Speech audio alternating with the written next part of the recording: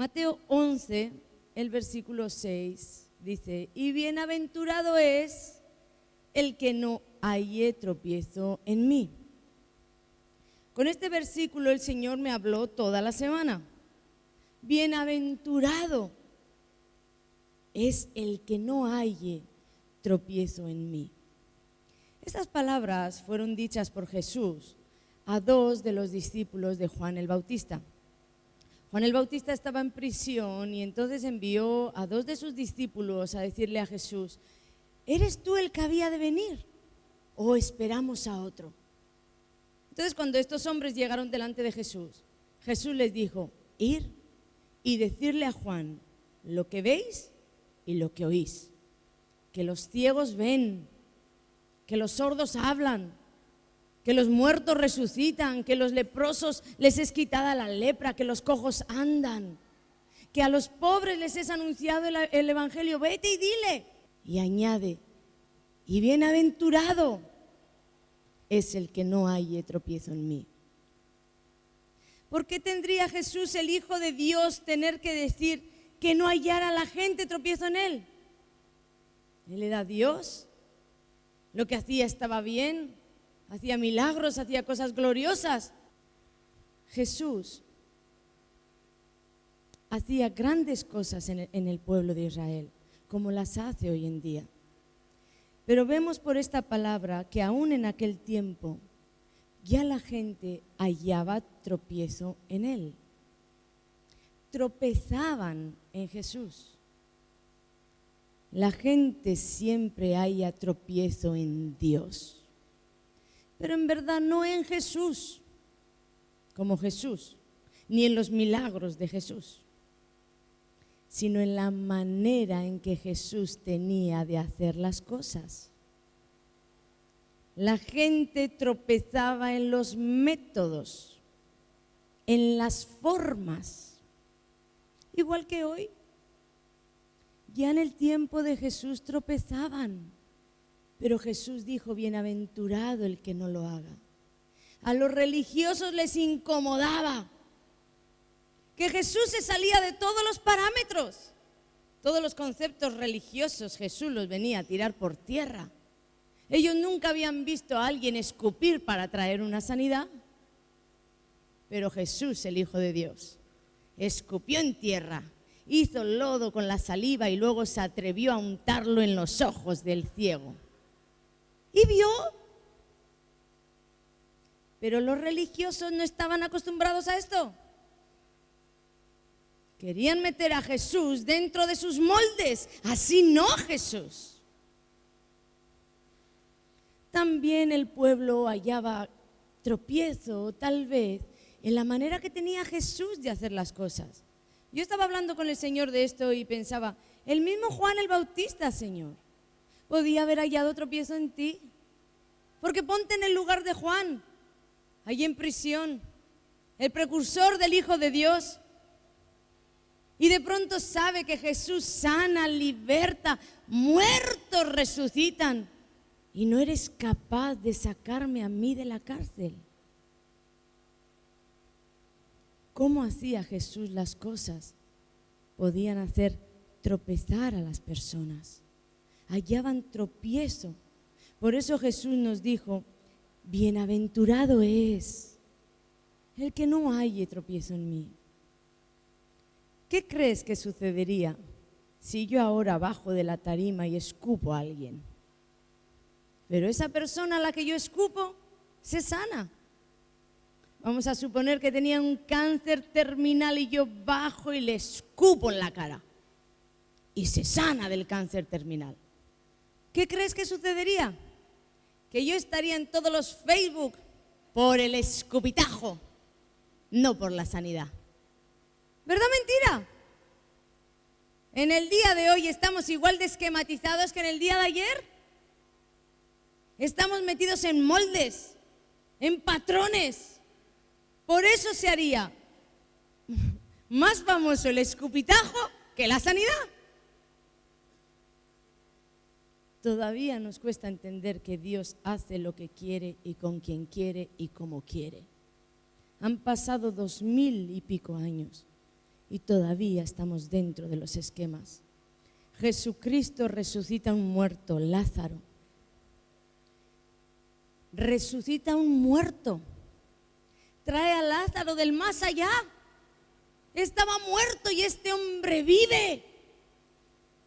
Y todos aquellos fariseos quieren matar a Jesús por lo que hizo. Porque Jesús no entraba dentro de sus moldes. Y ante la evidencia de un milagro tan glorioso, prefieren ser ciegos y matar a Jesús. Y como no pudieron matar a Jesús, pues matemos el milagro. Y fueron a dar muerte a Lázaro. Todo esto nos cuenta la palabra de Dios. Los milagros no convierten el corazón de nadie. Tú puedes ser impactado por Dios a causa de un milagro, sí, pero ese milagro no tiene el poder de traer un arrepentimiento a tu corazón. Aquellos fariseos vieron cientos de milagros, vieron cosas que tú y yo no hemos visto hasta el día de hoy. Muertos resucitar, pero no se convirtieron porque hallaban tropiezo en la manera en que Jesús tenía de hacer las cosas. Esto nos enseña, pueblo, que debemos quitar los tropiezos. Debemos sacar de delante nuestro los paradigmas, los esquemas, las fórmulas que hasta aquí fueron así, de aquí a la eternidad tienen que ser así. ¿Por qué? ¿Quién lo dijo? Jesús hace como quiere y de aquí a la eternidad seguirá haciendo como quiere. Si quieres ser llamado bienaventurado por Dios, tendrás que romper con todo esto. Lo queremos todo metido en patrones. Lo queremos todo controlado en fórmulas. Y cuando algo se escapa de nuestra lógica, cuando algo se escapa de esta fórmula o de lo que ha venido haciéndose así por años, ¿sabes lo que sucede? Que lo rechazas o ya no lo das por válido. No me gusta el operar de ese hombre o de esa mujer. Pero Jesús te dijo que te fijaras en los frutos, no en las formas. Jesús mismo fue rechazado por todo esto. Jesús, el Hijo de Dios, fue rechazado por todo esto. ¿Sabes qué esperaba aquel pueblo? Esperaban un rey y nació en un pesebre. Esperaban a alguien grande y venía en un pollino. Esperaban de Jesús un reino glorioso. Y lo trajo, pero no como esperaban. Y esperaban que se defendiera. Y fue a la muerte. ¿Sabéis cuál es nuestro problema? Que muchos de nosotros seguimos esperando que Él haga las cosas a la manera que a nosotros nos entra bien. Muchos de nosotros todavía esperamos que Jesús haga las cosas que en nuestra lógica están bien. Y si no es así, parece que viene la hecatombe, el acabose, que Jesús ha perdido el control. Si Él ha dicho que hará, lo único que tú tienes que saber es que Él hará. No tienes que saber cuándo hará, cómo hará, por qué hará. Hará, porque Él ha dicho que hará. ¿Qué dice? Hará. Así que dale el aplauso a Jesús porque esa promesa es tuya.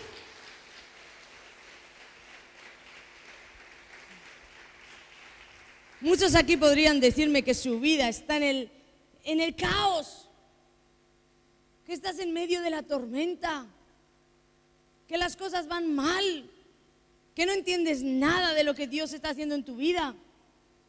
Lo único que te tienes que preocupar en medio de ese caos y en medio de esa tormenta es no perder la mano de Jesús. Lo único en lo que tú te tienes que ocupar es de saber que tú estás caminando de la mano de Jesús, que estás obedeciendo a todo lo que Jesús te está diciendo, que estás aplicando sus leyes a tu vida en todo lo que tú entiendes y sabes hacer. Eso es lo único que tú tienes que hacer. Porque si tú lo haces, en cualquier momento hallarás la salida. Porque Dios no miente y Dios no se arrepiente. y que tus pensamientos estén absortos en el caos, es porque la palabra de Dios se está estableciendo sobre tu vida. Dios dice, mis pensamientos no son tus pensamientos. Mis pensamientos y mis caminos son más altos que tus pensamientos y que tus caminos. Entonces, si estás así, es porque en verdad, pronto, muy pronto, vas a dar a luz algo tremendo. ¡Gloria a Jesús! Porque estás en el cumplimiento. No entiendo nada. Bueno, pues es que nadie entendía nada. Muchos de los discípulos de Jesús no entendían absolutamente nada. La semana pasada hablé de que la iglesia quiere meter a Dios en el aro de lo natural, pero es que también quieren meterle en el aro de la lógica. Dios te da una palabra, te da una promesa o sucede algo en tu vida y automáticamente seguido se va a despertar en ti la lógica. Ah, tiene que ser así. Dios me prometió esto y tú le añades el resto. Sucederá así y así y así y terminará así. ¿Y sabes qué sucede? Que de 100 veces 100 no damos una. Porque Dios es Dios y sus pensamientos, acuérdate, más altos que los tuyos. Entonces comenzamos a desgastarnos y nuestra fe comienza a venirse abajo y comenzamos a desconfiar de que si lo que Dios ha dicho que es, será. Y todo porque las cosas no entran dentro de lo que tú piensas que tiene que ser para tu vida. Dios perdió el control de mi vida, pastora. ¿Cómo va a perder Dios el control de tu vida si todo el universo está ordenado por Dios y cada planeta diariamente gira en la órbita que Dios lo puso? Y el sol está en su lugar y la luna está en su lugar y todo está en un perfecto orden porque Dios no pierde el control. ¿Cómo vas a decir que Dios perdió el control de tu vida si no pierde el control de todo un universo? ¿Por qué no creer que se está dando el cumplimiento de la palabra sobre tu vida? No entiendo nada. Eso quiere decir que los pensamientos de mi Señor son más altos que los míos. Y eso quiere decir que mis caminos eran pequeños, eran chiquitos, y los de Él son bien grandes. Por eso no entiendo nada.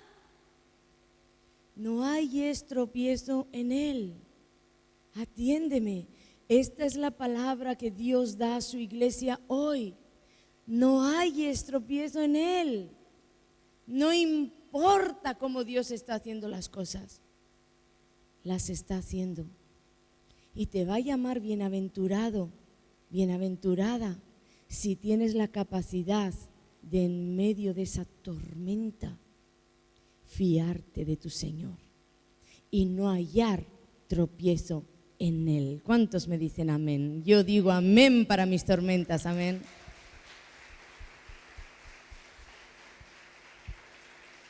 ¿Crees que todo es ilógico en tu vida? Pues has de estar tranquilo. Eso quiere decir que estás en la escuela de Dios. Estás en la escuela del Espíritu. Déjame explicarte algo. En este lugar hay mucha unción. Amén. Tenemos el privilegio de estar siempre en contacto con la unción. Pero que la unción te toque y que la unción te haga caer por los suelos y llorar y reír y sentir fuego y calor, no va a hacer, iglesia, que tu carácter se corrija. Por eso tantas personas dan tan mal testimonio de lugares donde la unción fluye. Porque son tocados y todos los ven tocados y quebrantados y por los suelos. Y en verdad Dios fue a esa vida y esa vida nunca sería igual, a menos que saldría de este lugar y lo pierde todo. Como Saúl. Saúl fue ungido y la palabra de Dios dice que fue mudado en otra persona. Pero ¿qué hizo Saúl con la unción? La unción de Saúl no corrigió el carácter de Saúl. Eso es otra cosa. Que un matrimonio tenga problemas y venga a este lugar a intentar solucionar los problemas, pues sí, el Espíritu de Dios está en este lugar y tenemos poderosos testimonios, ¿verdad? de que Dios ha tocado a uno de los cónyuges y Dios ha hecho cosas tremendas. Pero porque uno de los cónyuges vaya a ser tocado y vaya a caer bajo el poder de Dios, eso no quiere decir que cuando ese se levante de ahí, el matrimonio está completamente arreglado. No, porque ese matrimonio necesita entender ciertas cosas, necesita establecer las bases de Dios sobre su matrimonio y necesitan forjar un carácter y necesitan mucho más. ¿Cuántos me siguen? Para esto está la escuela de Dios. Esa escuela donde tú recibes la instrucción, este es un lugar donde se recibe instrucción y se dan directrices y se habla la palabra del cielo. Dios dijo así para su pueblo. Está bien, Jesús lo hacía con los suyos. La Biblia dice que Jesús predicaba y Jesús enseñaba. Pero después, los aprobados a tus exámenes están ahí afuera. Que tú vayas a forjar el carácter, que tú vayas a hacerte un guerrero, una mujer, un hombre de confianza, no va a suceder en este lugar bajo el toque de la unción. Va a suceder ahí afuera, en el día a día.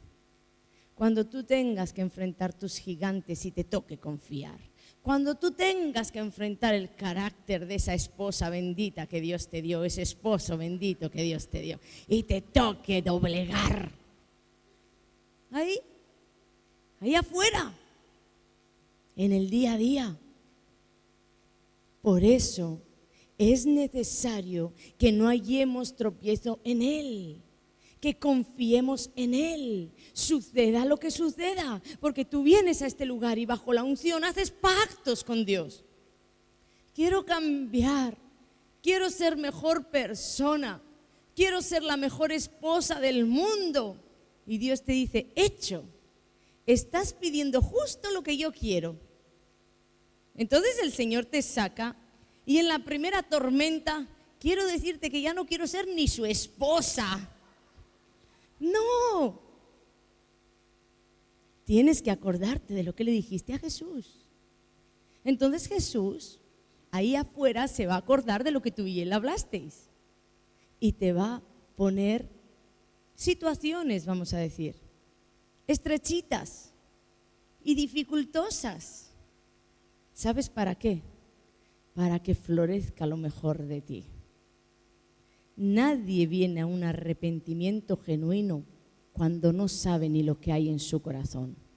Y yo compartía con los pastores el otro día que tuvimos un tiempo juntos, que el bendito día que yo le dije al Señor, genuinamente, háblame, y le cantaba la canción con todo mi corazón, quiero hacer lo que tú quieras, Señor. Iba en mi coche conduciendo a moco tendido. Dime, Señor, si en algo te estoy desagradando. Y cuando llegué a mi casa, el Señor estaba ahí esperándome con mi esposo. Te voy a decir en cuántas cosas me estás desagradando. Pero ahí intentaba manifestarme. Y el Señor con su dulce voz me recordaba, me dijiste, Ana, háblame. Ya me salían sapos y culebras. Y mientras lo hacía, Dios me hablaba. Pero a la mañana siguiente, Él me dijo, lo tenía todo preparado, porque yo quería que tú vieras en verdad cuánto necesitas un cambio. No te entristezcas cuando las cosas van mal. Son los exámenes de Dios. Gózate, tienes que alegrarte. Una cosa es ser una persona beneficiaria, vamos a decir, del poder de Dios. Tú vienes a este lugar y te beneficias del poder, porque el poder está. Y muchas personas incluso vienen de otros lugares porque oyen del poder y se benefician de ese poder. La mujer que tocó el borde del manto de Jesús, ella fue una mujer que se benefició del poder. Jesús caminaba en medio de la multitud y esa mujer en un momento, la fe le alcanzó para tocar ese manto y Jesús detuvo todo y dijo, alguien me ha tocado. Poder ha salido de mí.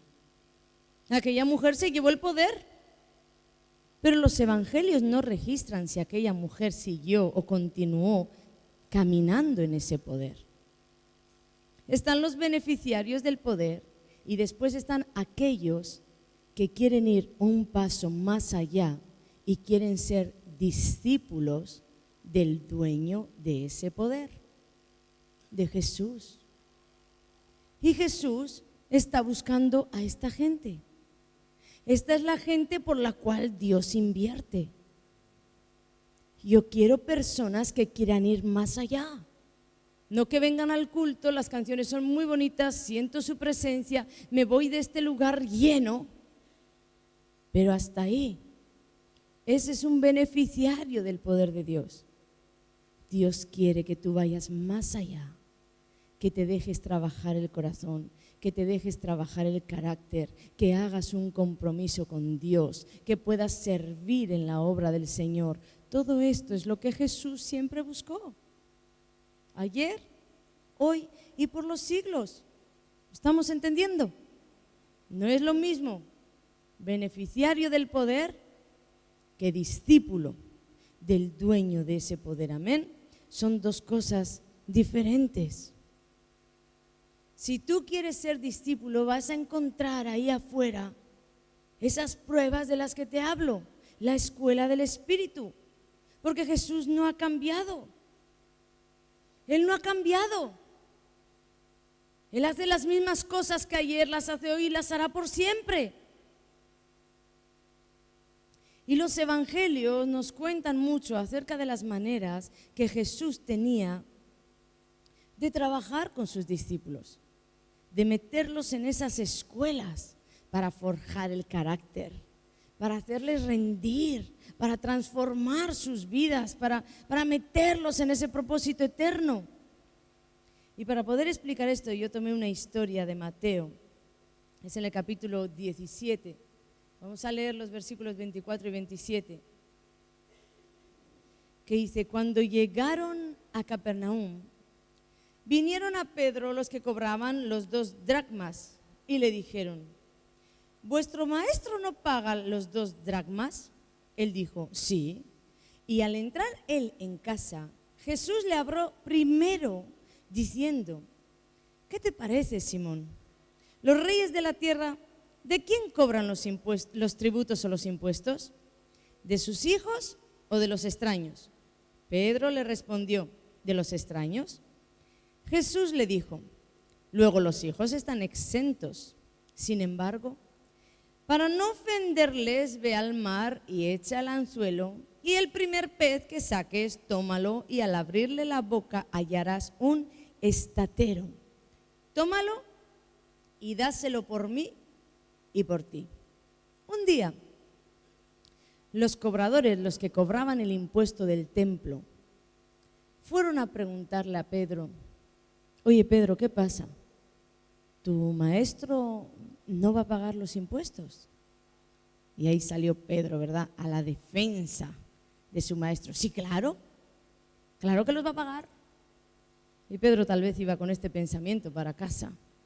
Y resulta que cuando entró en casa, antes de poder decirle a Jesús: me encontré con estos cobradores, Jesús le salió al encuentro a Pedro. Pedro, dime algo. ¿Los reyes de esta tierra de quién van a cobrar los impuestos? ¿De los hijos o de los de fuera? Y Pedro le dice: seguro que de los de fuera. Entonces le dice Jesús: entonces los hijos están exentos, ¿verdad? Jesús le estaba diciendo a Pedro: yo soy el Hijo de Dios y me están queriendo cobrar el impuesto del templo, de la casa de mi Padre. Y ningún monarca cobraría los impuestos a su hijo.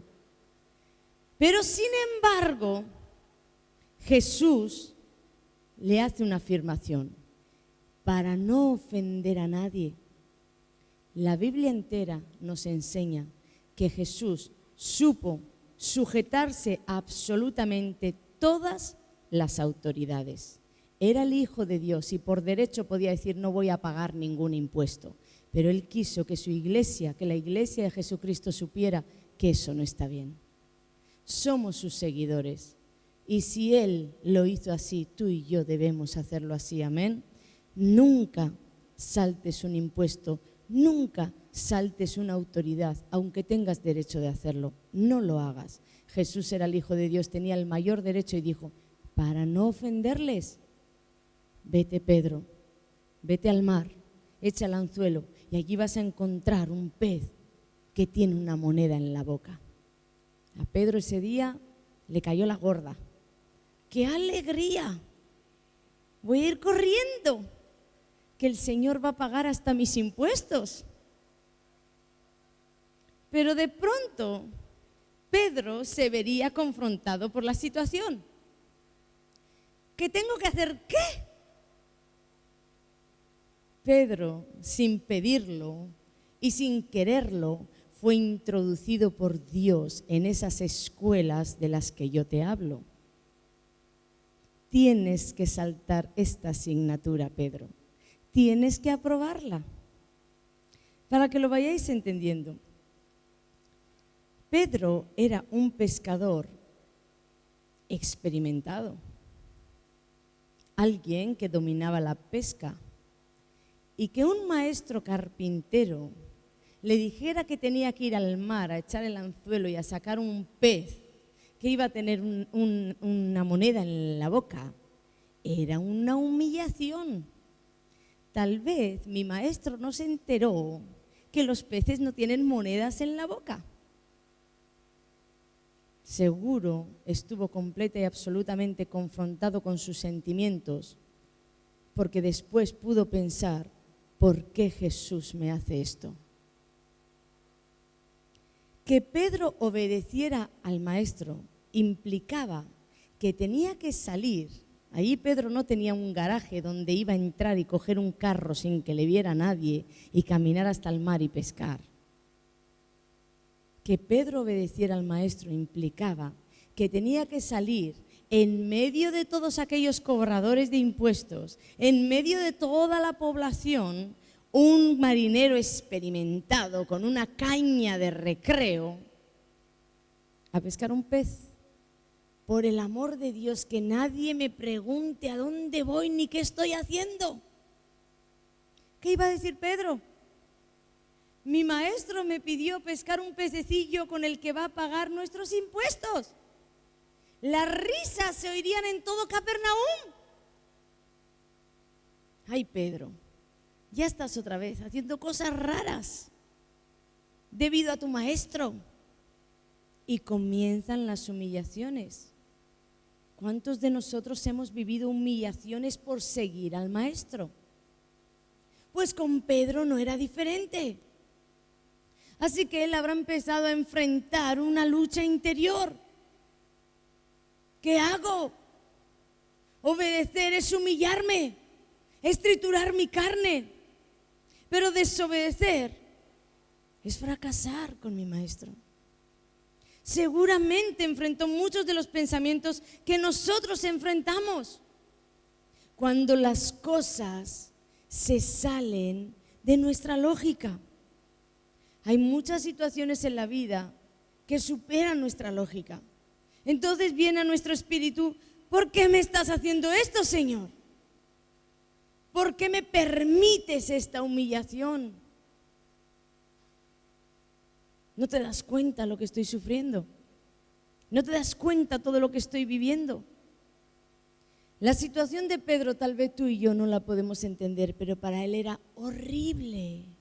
Iba a perder toda la autoridad como pescador.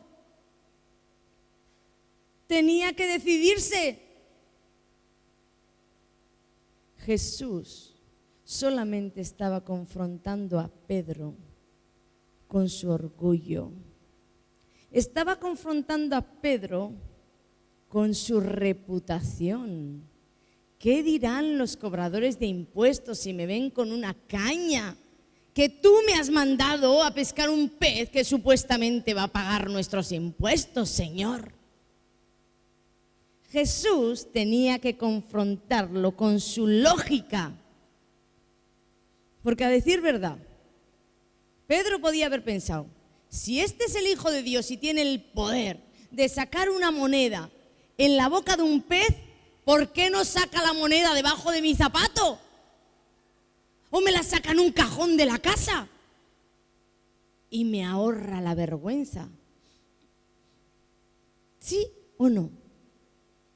Él podía haber pensado, Jesús se está equivocando en hacer las cosas. Porque si es Dios para sacar una moneda allí, que la saque aquí. Pero Dios tenía que confrontarlo con su ego. Aquí las cosas, Pedro, se hacen como yo digo, no como tú dices. Dios tenía que confrontar a este hombre, meterlo en esa escuela. ¿Para qué? Ni por gusto, ni para reírse de él, sino para producir en Pedro algo que no podía producirse en su interior de otra manera que no fuera pasando por aquí. ¿Cuántos me entienden? Esto es lo que suele suceder en nuestras vidas. Diariamente, Dios nos confronta. Diariamente, con nuestra razón. Siempre estamos razonando con Dios y poniéndole la lógica, siempre. Pero es que, ¿por qué no has hecho esto así, Señor? Porque si piensas en la manera en que tú le estás pidiendo a Dios que haga las cosas, tú quedas impugne.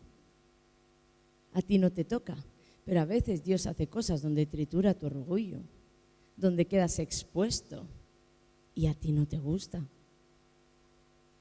Pero Él diariamente te confrontará contigo mismo, con tu ego, con tu lógica, con tu razón. Porque el Señor quiere producir en ti y en tu corazón cosas de valor eterno. De valor eterno, esto es lo que la Biblia nos enseña.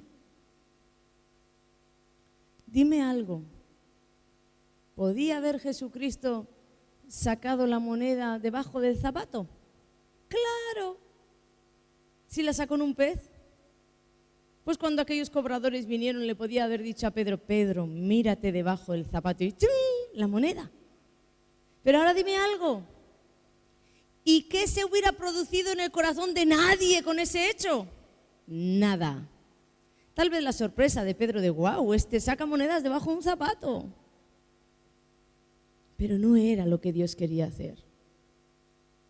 Por eso cuando veas la cosa difícil, muy difícil, y tú le digas a Dios, podrías hacerlo así, es mejor, acuérdate de Pedro. Es mejor para ti, pero Dios quiere producir algo en ti, que es diferente. Amén. Seguro que después de una gran pelea en su mente, porque seguro que Pedro enfrentó una gran batalla, sabemos de su temperamento y sabemos de cómo era. Y él era un hombre como tú y como yo. Pero después de esto, por fin obedeció. Voy a ir a pescar ese bendito pez. Y cuando obedeció, ¿sabéis qué sucedió? Que activó el poder de Dios.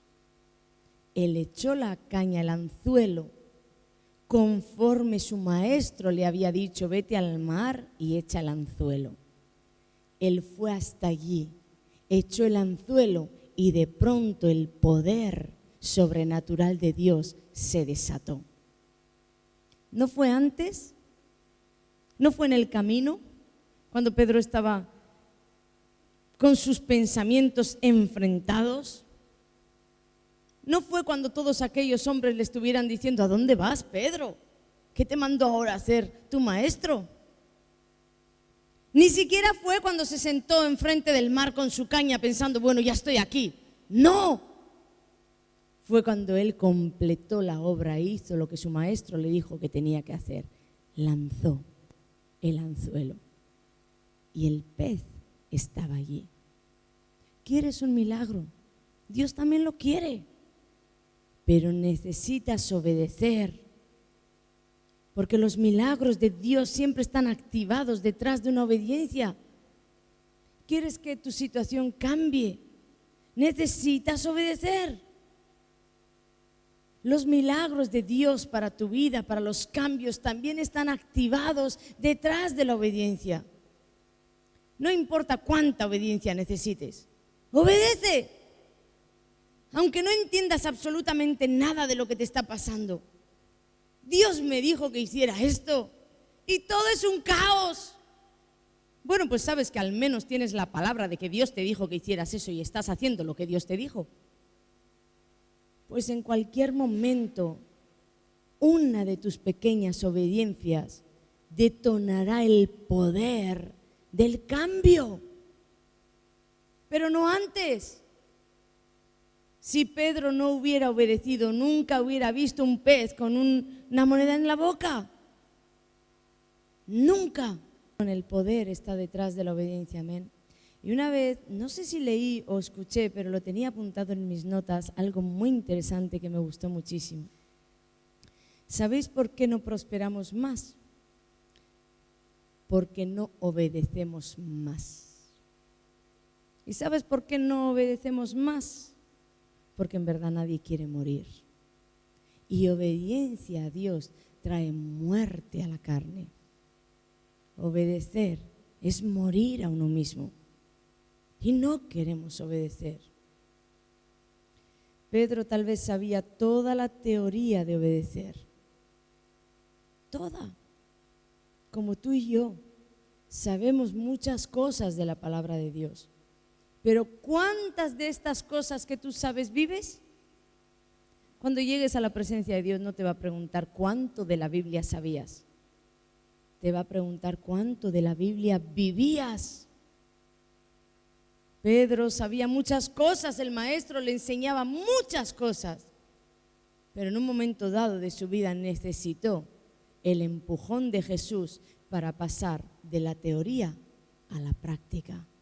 Dios te quiere bendecir, pero tú necesitas obedecer.